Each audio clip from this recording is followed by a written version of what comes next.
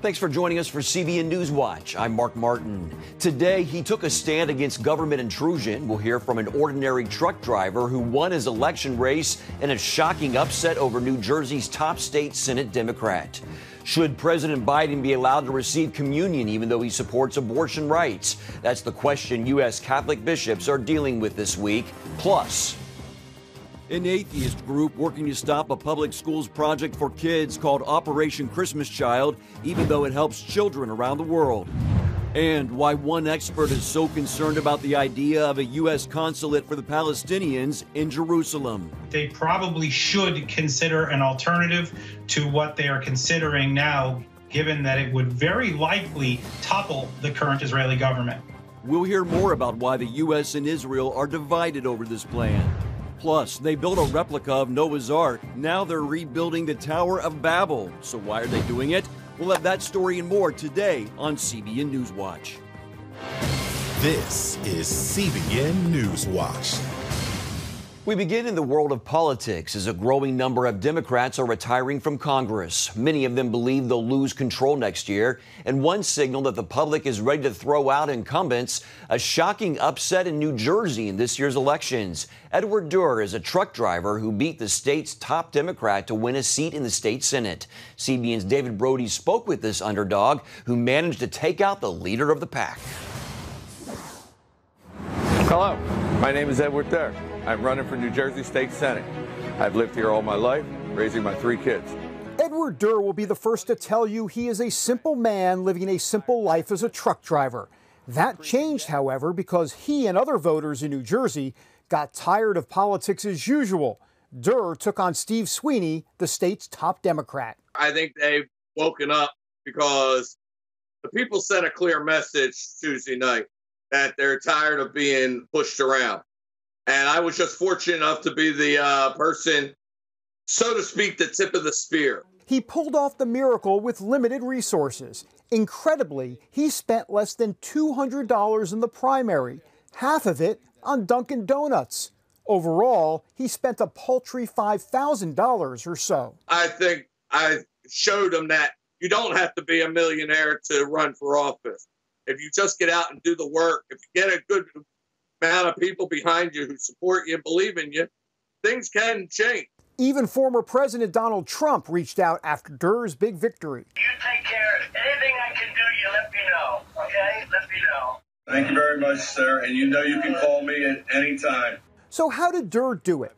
A bad economy helped, but the truck driving candidate really capitalized on what voters saw as government overreach. It became an issue of liberty. Certain businesses are forcing people to wear a mask, where certain stores you can go in and out. I'm against government intrusion in anybody's personal life.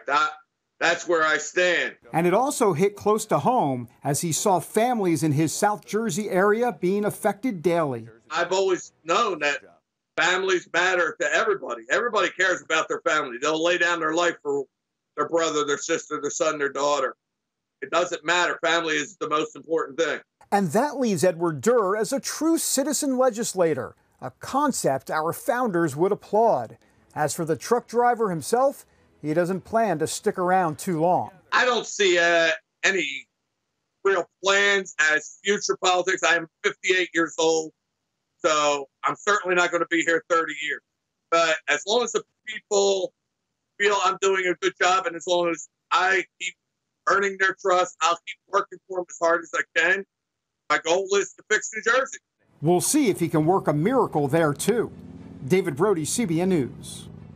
Another issue in the political headlines involves the Catholic Church as U.S. Catholic bishops revisit President Biden's eligibility to receive communion. The controversy centers on the idea that some believe a Catholic president should not be allowed to take communion because of his support for abortion rights. CBN's Tara Mergener has that story. Kicking off a conference in Baltimore, bishops are expected to vote on a document clarifying the meaning of Holy Communion, a sacrament central to the Catholic faith. The issue has divided the U.S. Conference of Catholic Bishops, pitting more conservative Catholics against those who support the president's views. The president's faith on the firing line. While some bishops denounce Biden's support for abortion, I have been, continue to be, a strong supporter of Roe v. Wade. The conference will likely avoid direct criticism of the president's pro-choice position.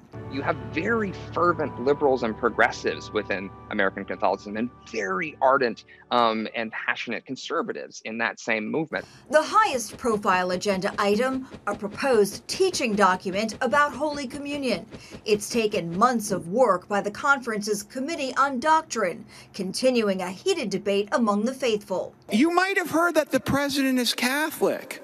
Perhaps you heard that he went to Mass on Wednesday. I don't care. About whether President Biden and other Catholic politicians supporting abortion rights should receive the sacrament. The American people have given him a lot of authority and power, but one power he doesn't have is to define what it means to be Catholic. While some bishops have made clear that they would deny communion to Biden. If you receive the Eucharist in a state of grave sin, you're doing yourself very grave spiritual harm. There is no national policy, and the bishop's document is not expected to break new ground either, mentioning abortion only once without naming Biden or anyone else.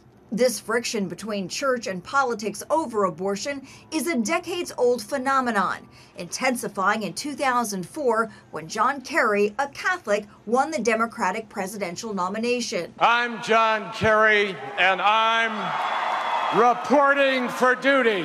Last month, after a private Vatican meeting with Pope Francis, Biden said the subject of abortion was not raised and said he had the pontiff's support. Mr. President, did the issue of abortion come up at all? No, it didn't. It came up when just talked about the fact that he was happy I was a good Catholic and keep receiving communion. You said that you should keep receiving communion. Yeah. While details are worked out in the document, the incoming chairman of the Bishops' Committee on Pro-Life Activity says he hopes it will ease the divide between bishops who favored an explicit rebuke of Joe Biden and those who opposed it. In Washington, I'm Tara Mergener, CBN News. In other news, the United States is blasting Russia for carrying out a missile test that it calls dangerous and irresponsible because it created space debris that's threatening space travel and astronauts at the International Space Station. CBN's Jenna Browder has the story. The U.S. is strongly condemning a Russian anti-satellite test that obliterated one of its own satellites and created a vast debris field that's now orbiting Earth. The test has so far generated over 1,500 pieces of trackable orbital debris and hundreds of thousands of pieces of smaller orbital debris that now threaten the interests of all nations. The debris forcing crew members on the International Space Station, including 4 Americans, to scramble into their spacecraft for safety. We were recently informed of a satellite breakup and need to have you guys start reviewing the safe haven procedure. The crew had to shelter for nearly 2 hours before they were given the clear. And it's not just Americans. The test also put 2 Russian cosmonauts in danger. Secretary of State Antony Blinken blasting the Russians, calling their test dangerous and irresponsible. Blinken also noting the debris will remain a threat for decades. U.S. officials are emphasizing long-term dangers and potential global economic fallout. The test creating hazards for satellites that provide phone and broadband service, weather forecasting, GPS systems which support aspects of the financial system, including banking machines, and more. And the debris field from the Russian missile test could also endanger the Chinese space station, which right now is carrying 3 astronauts. Jenna Browder, CBN News. Coming up, why an atheist group wants to stop a public school's Operation Christmas Child project, despite all it does for children around the world. We're going to hear about that when we come back.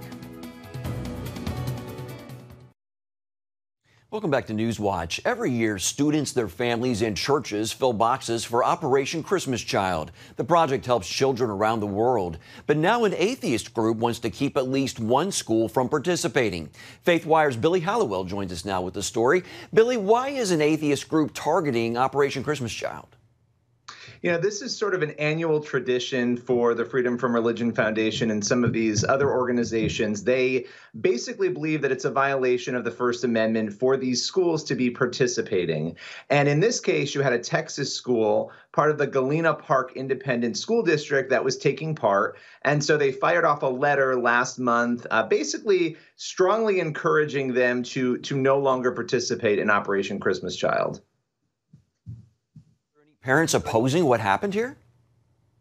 Well, that's what's really interesting. So far, it's been very quiet. Even the school district hasn't said much. They had initially posted an image of the kids basically helping collect money for Operation Christmas Child. We have no idea how many years they were participating in this, but those images can no longer be found. And that was right after they fired off the initial letter. You see, the thing with these cases is that many of the school districts, they get really frightened because it's expensive to go to court, to fight the Freedom from Religion Foundation. So a lot of them just back off entirely. Well, Billy, legally, if it's a voluntary student-led project, why would the school board stop it? Yeah, so that's the interesting thing here. I think the fear I just mentioned generally is what drives this, because you have a situation where a powerful legal organization, remember the Freedom from Religion Foundation, they have staff attorneys. They have people who are working with them to send these letters off. And many times they just send a letter and they make a request. Other times these letters are more strongly worded. And when you do have the intermingling sometimes of, faith coming into the public schools, it's a very sensitive topic.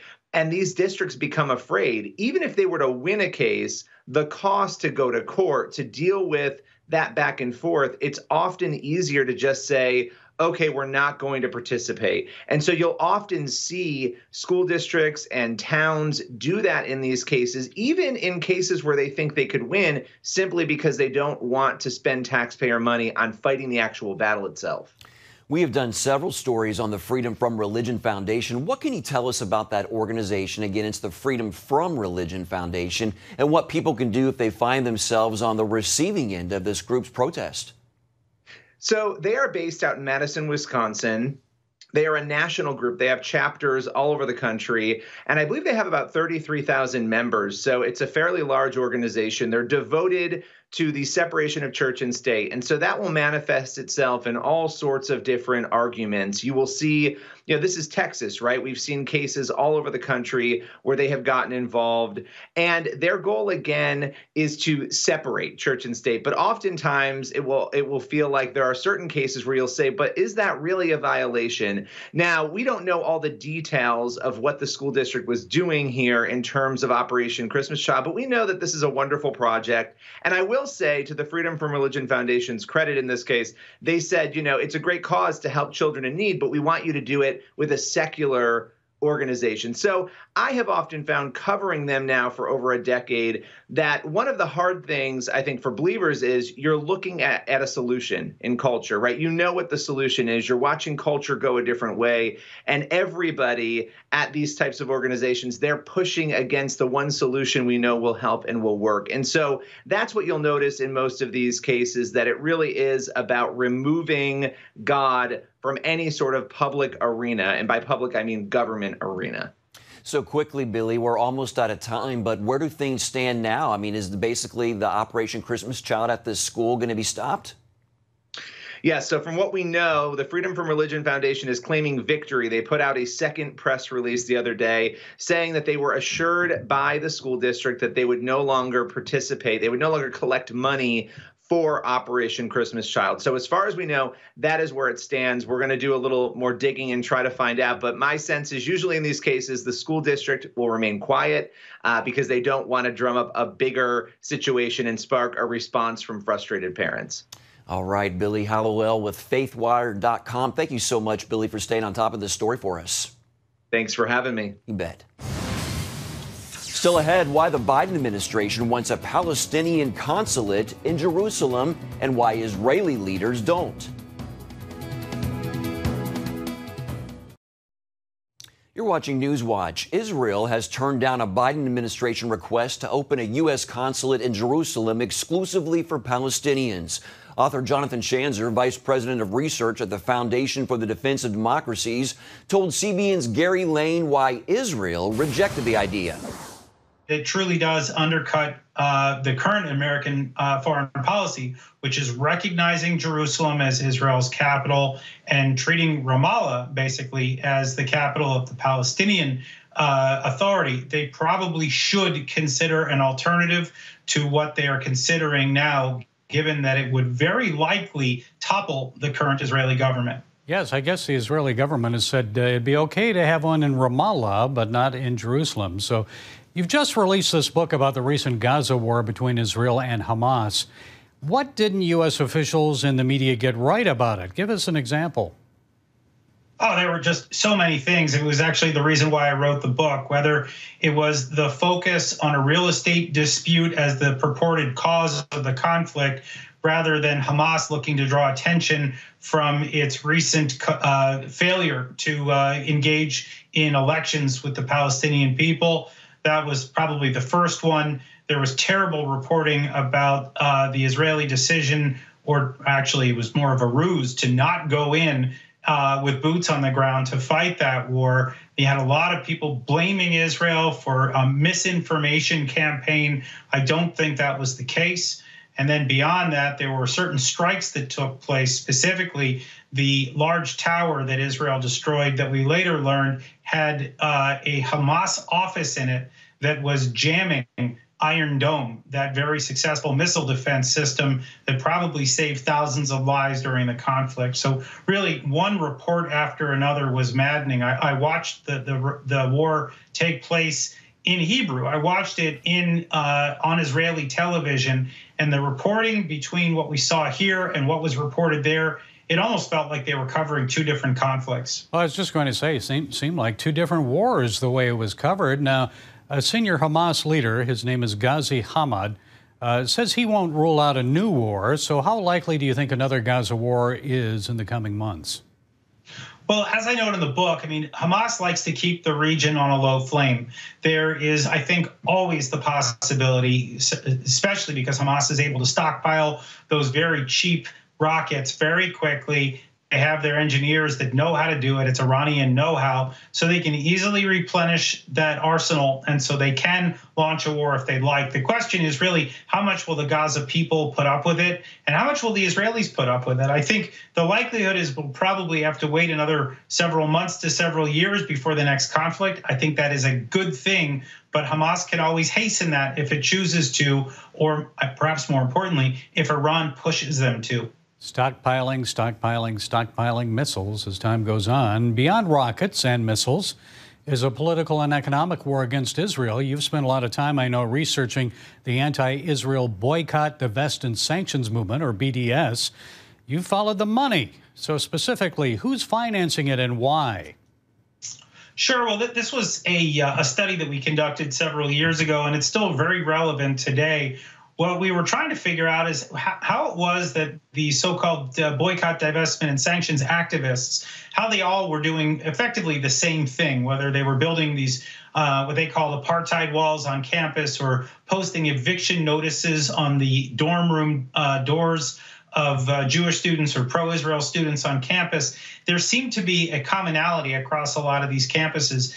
As we learned, there was one organization called American Muslims for Palestine. It's based out of Chicago, and they were doing a lot of the coordination of these activities. And it turns out that a lot of the people that work there had previously been involved in charities that were shut down by the U.S. government for Hamas-related activities.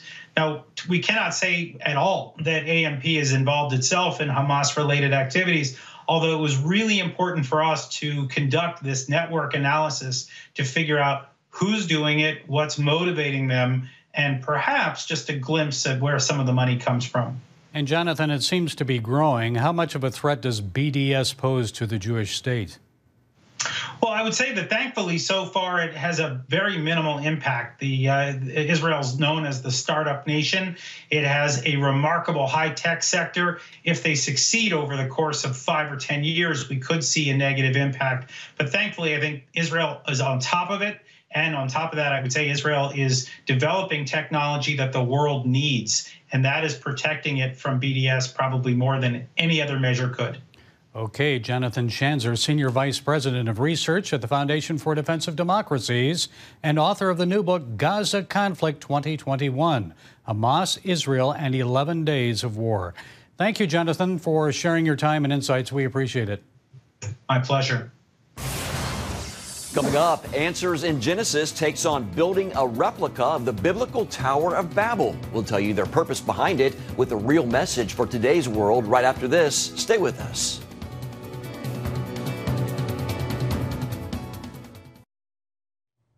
Answers in Genesis, the ministry that created the extraordinary Ark encounter in northern Kentucky, has a new project. It's building a replica of the ancient Tower of Babel next to the Noah's Ark it built to the same specs God gave to Noah. The ministry quoted Genesis 11:4, showing what happened after the Ark and flood with the Tower of Babel. As he had done to Adam and Eve, the Lord blessed Noah and his family and instructed them to be fruitful, multiply, and fill the earth. While Noah's descendants multiplied, they refused to fill the earth. Instead, they decided to stick together and gathered in a place called Shinar. Refusing to scatter and desiring to make a name for themselves, they began to build a city and a tower with a top in the heavens. The Bible's Old Testament says the ancient tower was built by Noah's descendants after the worldwide flood. They rebelled against God and refused his command to fill the earth with their offspring.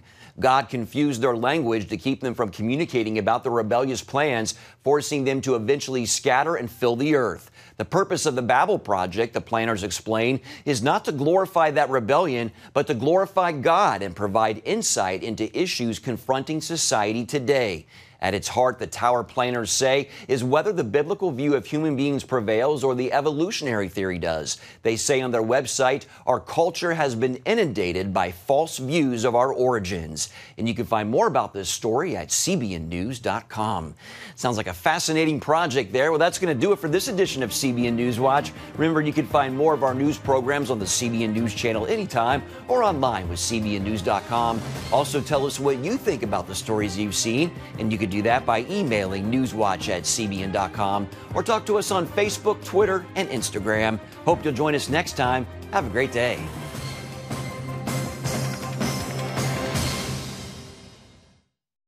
Download the CBN News app, 24/7 news from a Christian perspective at home or on the road. One place for all of your news. Breaking news alerts.